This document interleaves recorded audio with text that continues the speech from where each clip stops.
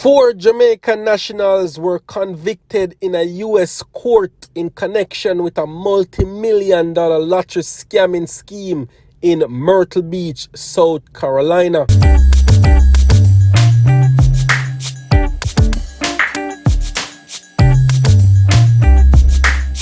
Viewers and subscribers, welcome back to YaadAndAbroadTV. Much love and appreciation as usual.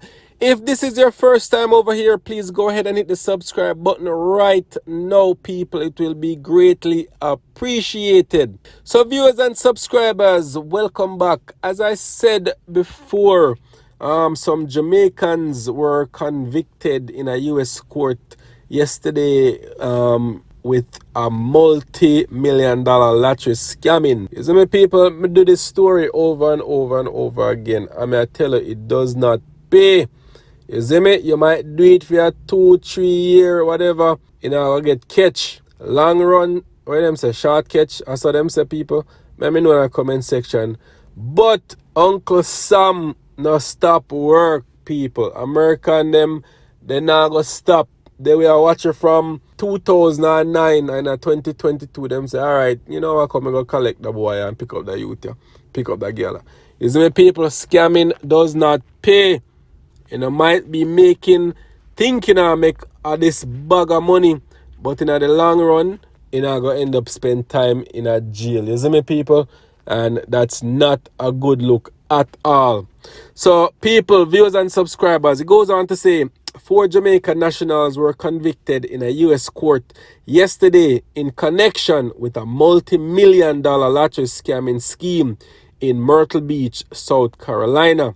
Authorities say the party swindled well over 46 million Jamaican dollars from unsuspecting victims. Jaja, people. Homeland Security and the United States Postal Services say evidence suggests the party swindled over 300,000 US or just north of Jamaican 46 million from unsuspecting victims, as I said before. The accused are Kalia Powell, Avia Reed, Romaine Garden, and Fabian Gray. Court filings say the scammers contacted victims via post or phone call. They convinced the targets that they had won millions in cash and prizes via competition.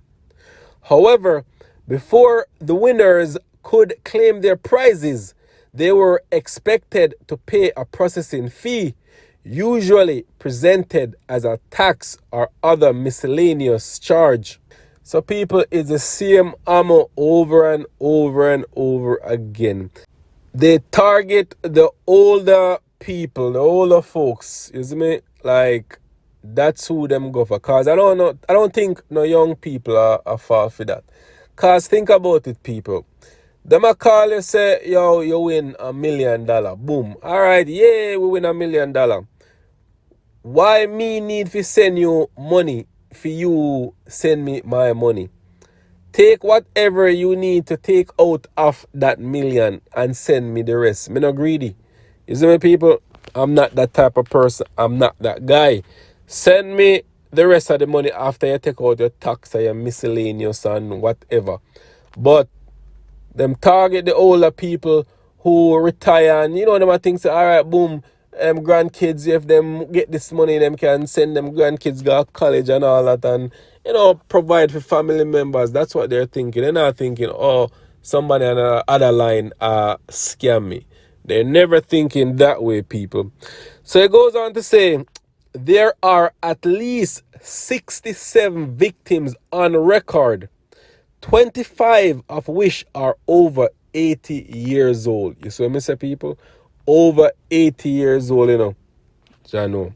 The U.S. Attorney's Office say the stolen cash was withdrawn and transferred to co-conspirators in Jamaica. Record shows the defendants only retain a 25% cut of the proceeds. Each of the 4 defendants will serve time in federal lockup. The judge presiding over the case sentenced Romaine Garden and Fabian Gray to 5 years behind bars, while Avia Reed will spend more than 4. Kalia Powell was sentenced to over 2 years in prison. They are all expected to pay US $350,000 in restitution to the victims. Meanwhile, another Jamaican, 29-year-old Greg Warren Clark of a Montego Bay address, was extradited to the United States from Jamaica on Tuesday to answer for similar crimes. In a release, the U.S. Department of Justice revealed Clark was charged in a 6-count indictment with conspiracy, mail fraud, wire fraud, and international money laundering. The case is being prosecuted by senior trial attorney Arturo de Castro of the Civil Division's Consumer Protection Branch. The story is ongoing, people. As me say, it never pays the amount of scamming people who have gotten caught, who have been extradited to America to face charges.